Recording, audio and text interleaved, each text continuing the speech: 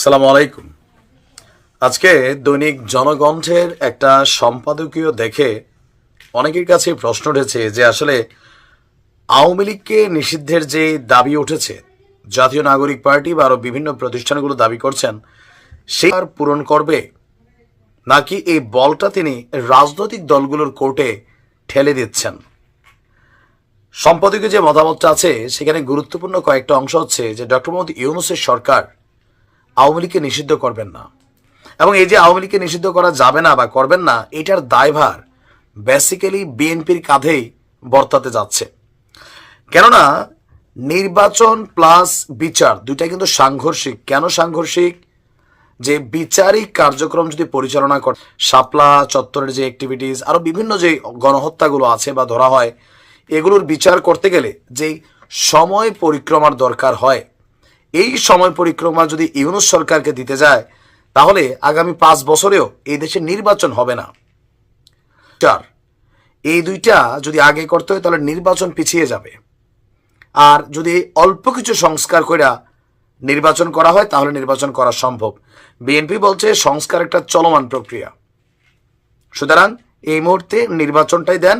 নির্বাচিত সরকার তারা ক্ষমতায় গিয়ে জাতীয় নাগরিক পার্টির যে দাবি, ডক্টর ইউনূসের যে দাবি, বিএনপির বক্তব্য যে নির্বাচন দেন। জাতীয় নাগরিক পার্টি যে দাবিগুলো করছে, শেখ হাসিনার ফাঁসি দিবে বা বাকিদের আওয়ামী লীগকে নিবন্ধন হিসাবে দল হিসাবে ব্যান করবে, যাই করবে, জনগণের ভোটে তারা ক্ষমতায় আসুক, পার্লামেন্টে যাক, সেখানে গিয়া তারা সব কিছু করুক, তারা তো তাদের দাবি দেওয়া। জনগণ যদি মনে করে যে না, আওয়ামী লীগকে বন্ধ করতে হবে, ব্যান করতে হবে, অথবা শেখ হাসিনার ফাঁসি দিতে হবে, বাকিদেরকেও এই করতে হবে, তাহলে জনগণ জাতীয় নাগরিক পার্টিকে ভোট দিবে। আর যদি জনগণ ভালো মনে করে বিএনপিকে ভোট দিবে। বিএনপি বলছে সংস্কার তারা ক্ষমতায় গেলেও এটা চলবে, কারণ এটা শুধুমাত্র তা না। বিএনপির বক্তব্য ইউনূস সরকারের যে সংস্কার, যে একবারের বেশি 2 বার প্রধানমন্ত্রী না, এগুলো বিএনপির পুরানা বক্তব্য, এখানে নতুনত্ব কিছু নাই।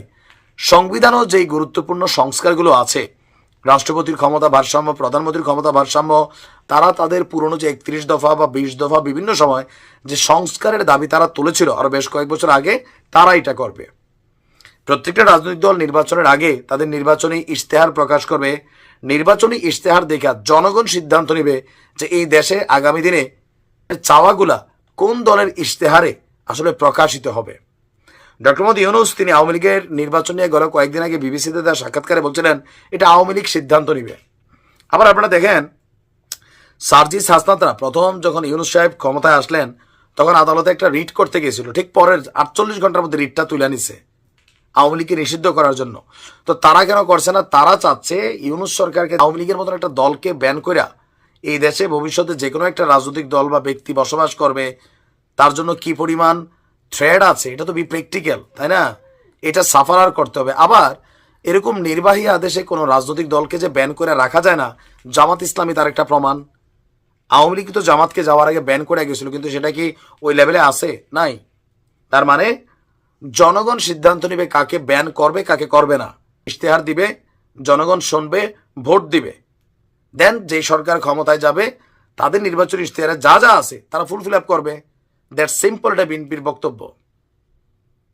আওয়ামী লীগকে নিষিদ্ধ করা, এটার পক্ষে ডক্টর আসিফ নজরুল ইসলাম ক্ষমতায় আসার পরপর বলছিল তিনিও চান না দল হিসেবে আওয়ামী লীগকে নিষিদ্ধ করা হোক।